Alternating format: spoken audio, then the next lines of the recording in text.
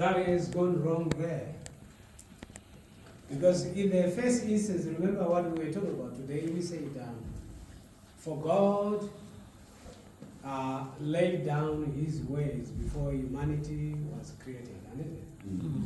So when you talk of God, it is never all things God. There is a particular way. There is a way. Yes, tithing is required, but not tithing where I go, get into a family, shoot you and the husband, and take your money, and then I take that money to go and actually offer to God. It's not working. It is not.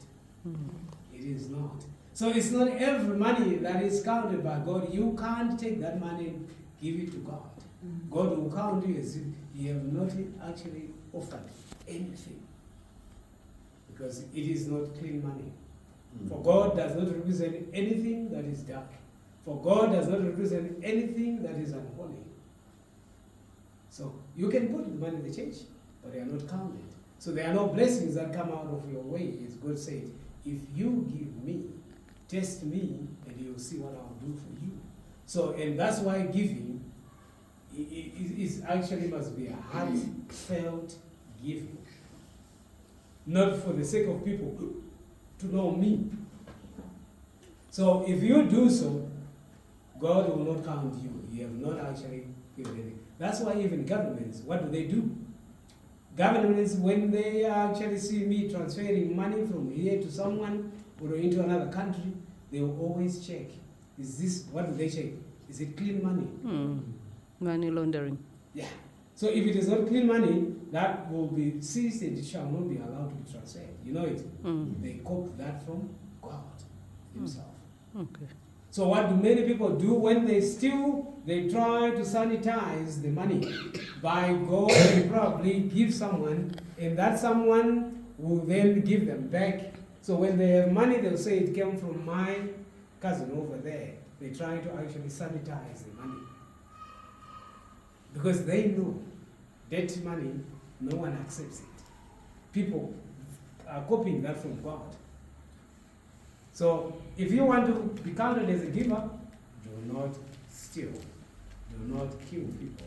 Don't go and drop people their money and then you go and put in church. No. Okay. Okay. What about churches who actually accept that type of money, knowing that myself, I've gotten the money through dubious ways, stealing from others? There are churches today who do not care how the money is coming to them, as long as they actually have money in their hands. These are churches that are coming up. They're not really walking the godly doctrine, the apostolic doctrine, where you hear people preach the gospel of prosperity. There is no message in those churches. When they preach to groom people so that they bring money. They don't care where that money is coming from. And those churches are not churches by the definition of a church, because a church must demonstrate one of the key is the apostolicity of their doctrine. Anything that you do must, the apostolicity of what you do is what makes you to be called the Church of God. Because not all churches are churches. Some are clubs, some are businesses. So we need to understand that. For you to qualify as a church, you need to be standing in the apostolic doctrine no matter what. For all Christianity falls under the apostolic doctrine. So when you preach the gospel of prosperity, that is the doctrine. It's as good as the churches that are now allowing people to marry. Homosexuality is now allowed in churches. But is that a church? No. It is not. When a church allows homosexuality, is it a church? No. It is not.